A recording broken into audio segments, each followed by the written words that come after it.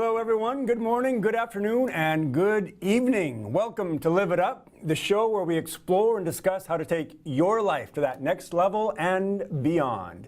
We cover health, wealth, relationships, and how to create a life you absolutely love.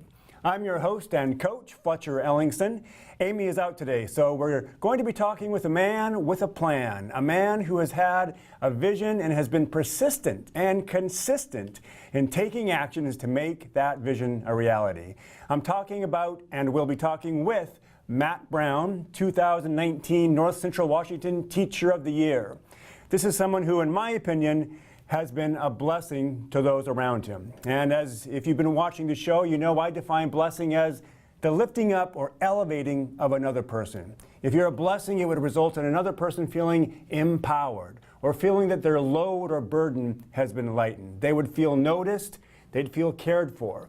You know, it's so easy to focus on what's not going right in our world. It's easy to hear the news and believe that we're doomed. If we only focus on what's broken or not working, it can get pretty discouraging, which is why I love to run across people who are doing something positive in the world. When I meet people who are contributing to their community and making a difference, I feel inspired. I feel good. It gives me hope, which is why I want you to meet them too. So stick around as we talk with Matt Brown. But first, let's get to today's email. As a reminder, if you have a question you'd like us to answer on or off the air, you can email me directly at fletcher@fletcherellingson.com. Okay, today's email says, "Hello, Fletcher. I'm writing to you for some marital advice. My wife frequently accuses me of having anger issues.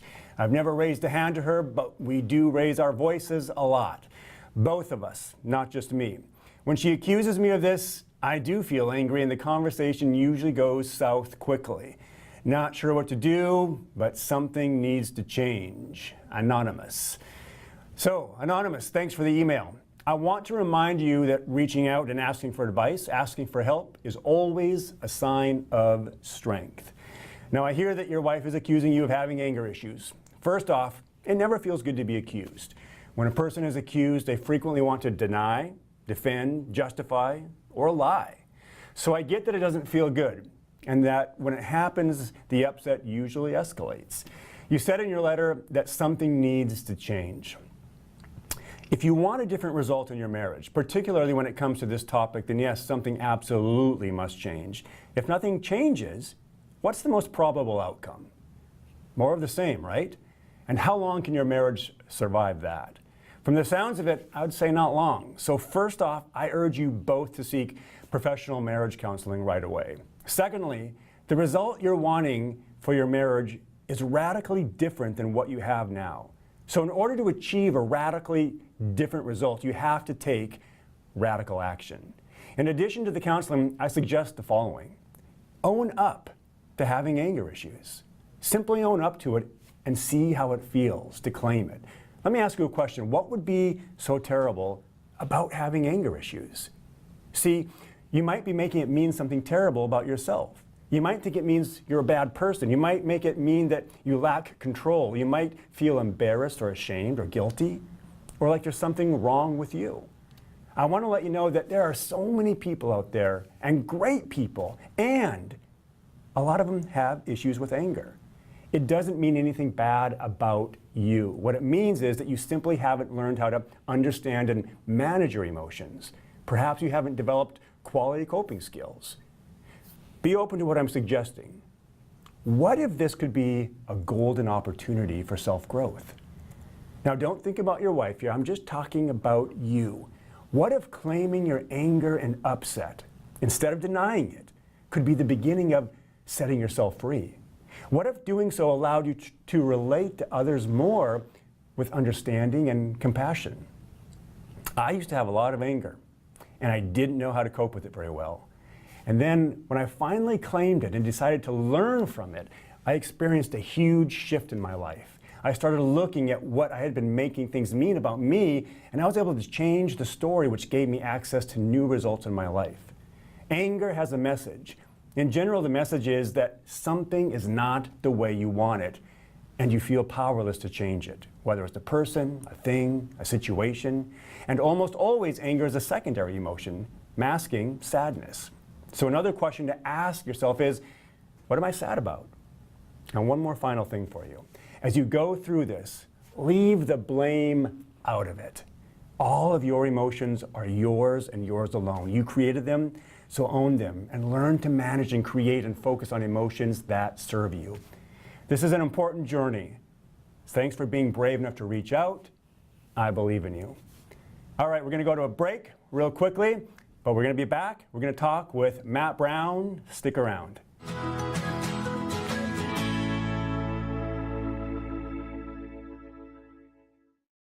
Hey everybody, welcome back to Live It Up. We are here today talking with Matt Brown. Welcome, Matt. Thank you. Yeah, thanks for being on the show. So you are a teacher out at Manson High School and Middle School, right? Yes. All right. Yeah. So tell us in general, what do you do out there? I teach music, which includes band, choir, guitar and piano. We've had a drum line before, and all music from 6th grade all the way through 12th. All things musical. Yeah. I didn't actually know that you had a choir. We did for about 7 years, and I'm trying to start one up again. Oh, that's really cool. Yeah. Huh, cool. So I got to ask a few questions about you. You play a number of instruments, yeah? I do. How many? I don't know. What's a guess? Any of the band instruments, so brass and woodwinds, so that's trumpet, trombone, tuba, woodwinds, flute, clarinet, saxophone, percussion. I've played upright bass before. Wow. So I enjoy music. Yeah. I enjoy learning new things. When did you get interested in music? How early of an age did you begin learning instruments? Well, there's a little story behind that. In 1st grade, we had some new neighbors move to the neighborhood, and it was a Stokes family. And I remember going over to their house, and Jared Stokes, who was a year older than me, he could sit down at the piano, and without looking at music, he could just make magic happen. Yeah. And I remember thinking, I want to do that. Yeah. That's what I want to do. So I found out who his piano teacher was, and within a few months I was taking piano lessons. So 2nd grade. Cool. And it just kept on from there. Yeah, just very organic. From piano, when I had the opportunity to join band in 5th grade, I started on clarinet, and then just experienced a lot of other instruments and leadership possibilities through that. Cool. So big shout out to my junior high band teacher, Debbie Montag. She was amazing. Mm-hmm. And if we have time, I have a little story. I was a shy kiddo, and I'm still a very shy person. But she had to go somewhere for a few minutes and asked if there was anybody that would like to come up front and direct the band, go through a few songs. And I kind of raised my hand. Yeah. And I don't know why, but she chose me. And I went up and directed. She came back. We had gotten through the song that she wanted us to go through, so I had the band pull out Louie Louie. And we were playing Louie Louie when she came back. Well, at the next concert, she kind of surprised me and asked me to come up for the finale and direct Louie Louie. And for a shy kiddo like me, that was really motivating and kind of inspired me to believe in myself. Mm-hmm. And I guess as a teacher, I want to provide those moments for as many kids as possible. Those moments where kids can maybe believe that they can do something that they previously thought was impossible. Yeah. So Very anyway. cool.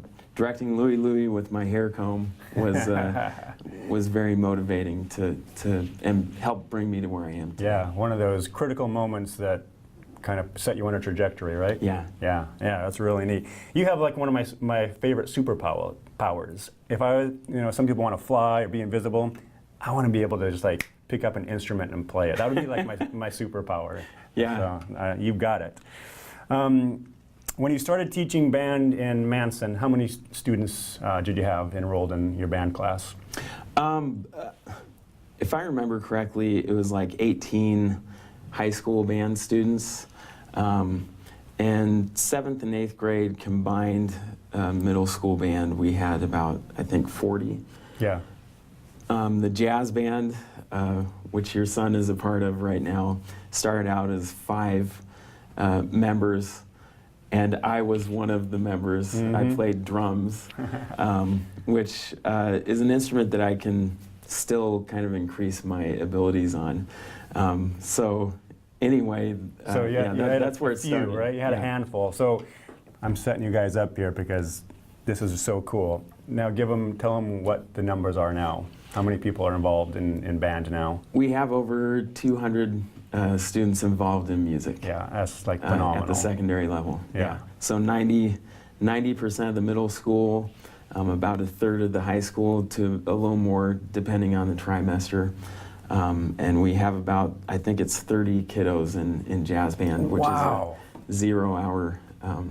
Kids come in and they want to play. Yeah, so 0-hour credit, right?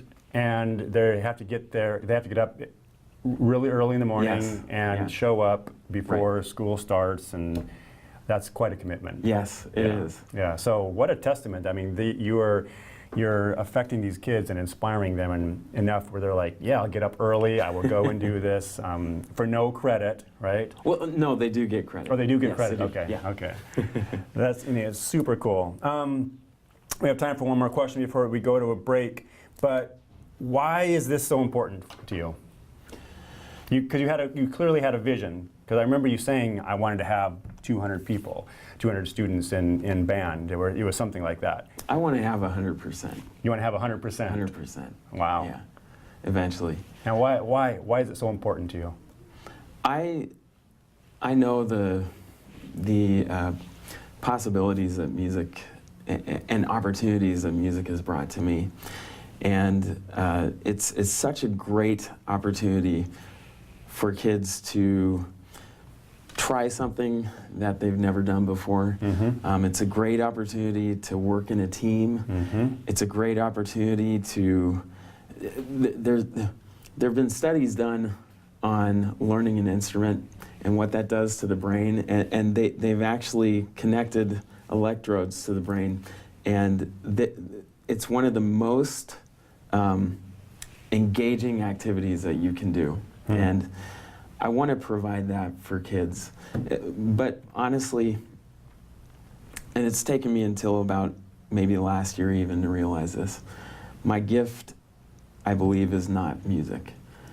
My gift is finding positivity in every single student, positivity and possibility in every student that comes in my door. I love it. And so my true goal is making sure that every kid that walks in my door has success. And that's going to mean something different for every single student. But it is totally possible that every kid can be successful. I love it. Man, that's inspiring. Yeah, that's really cool. I'm glad my son's in your class. I am too. He's a great guy. Good. Yeah. Well, we're going to take a quick break. We're going to be back more and talk with Matt because I have some more questions. Stick around.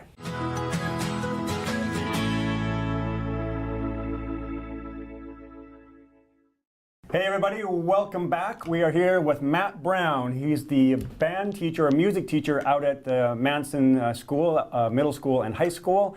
And we're chatting up, finding out what's making him tick. And I had one question that I forgot to ask you. What's been the challenges, or what have been some of the challenges along the way, and how did you navigate those? And the reason I ask is because so many schools are cutting music programs and the arts programs. How is yours thriving? I think, my first couple years, that I taught at Manson. I came from big schools. I went to Inglemoor High School, which graduated 400 students plus every year. I student taught during my time at University of Washington. I student taught at Mercer Island Middle School and High School, and their program is so well supported that they can spell out Mercer Island. That's 12 letters with their marching tubas, their sousaphones. So I came from big programs, and that's kind of what I knew. When I came to Manson, I wanted an adventure. I didn't quite know what small schools teaching was, though, and it was kind of a culture shock. I went from programs that had, many students to Manson, which, continually, and I think is great, graduates about 35 to 55 per year. There's Big difference. huge benefits to that, though. Yeah. Anyway, that was a struggle for me.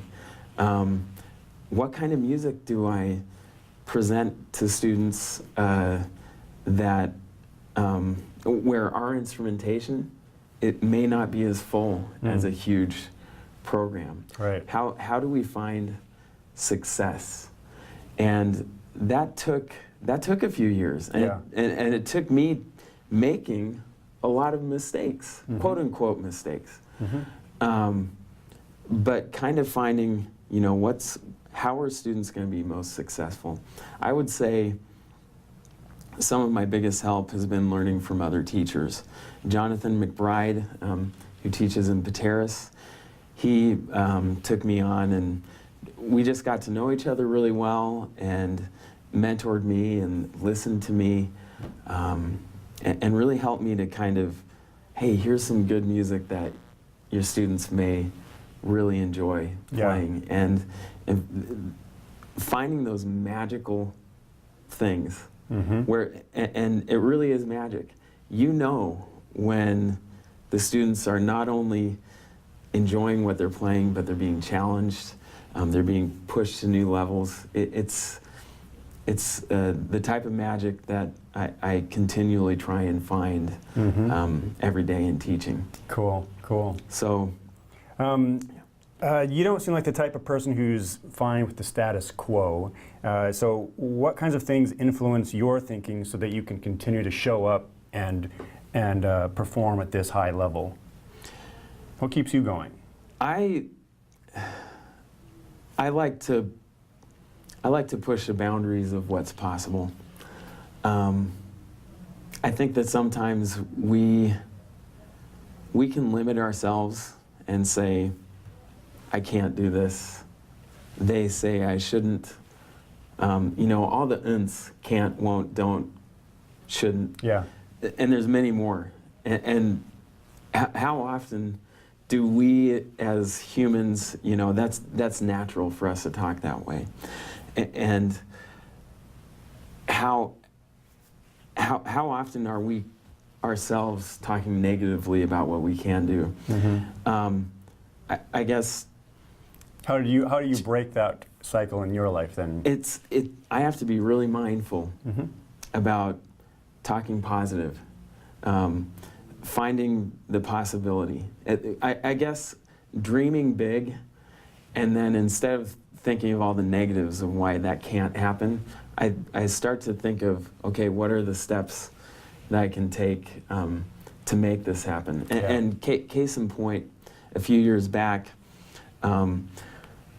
I was thinking, man, we're living in a time right now where so many different subjects are like combining. We're finding out how science and music and language arts and just how they're all connecting. How can we make that happen in my classroom? So I kept thinking about that and came up with an idea which we've cultivated over the years called the collaborative experience. And it's our first concert of the year. basically the art department, shop department, and any other teachers that want to be involved, we collaborate on a theme, and we kind of work our way. The music department works on some songs that are about that theme, and the art department creates artwork that matches every song that we play. Yeah. When we get to the concert, the audience, it has a huge movie screen, and they're seeing student artwork and listening to music that is all relevant. Yeah. Shop work that they can touch and feel and ask about. But you know, finding these creative ways to make things relevant. Yeah, and I've been to those concerts, and it's a brilliant idea. It's a brilliant collaboration of art and all the different talents of these students, and it's extremely well attended. Yeah. I mean, it's cool to see that for an arts program, because you frequently see that in the if you go to the sports, right? It's so cool to see like that kind of turnout for the arts. So you know, you're doing something really well. You put on a really cool combination there. Thank you. Yeah, yeah. I guess I want to inspire people to dream big and find ways to make it happen. Yeah, yeah. So what's one of your future ambitions? What have you got on the horizon, if anything? But is there something you're like, I would love to do that, or I'd love to play that, or I'd love to have this experience? You know, for me right now, it's I want to get to that 100% mark. Okay. And And when you say 100%, you mean like every student is involved musically? Okay. Yeah. I love, I said it before, I love teaching students to think positively about themselves and to try new things and to go places where they maybe previously thought they couldn't. And for me, I love, and it's different for every student, and for me, it's fun to find how that puzzle piece is going to fit. Yeah. So that's my big goal. Cool. 100% participation Yeah. from all the students. I love it. All right. Well, I didn't get to all my questions to you, but I really appreciate you being on the show. Thank you very much. And now we're going to close up. So it's time to get out there, be a source of kindness, be a source of contribution. You have something that will make a difference for this world, and I believe in you.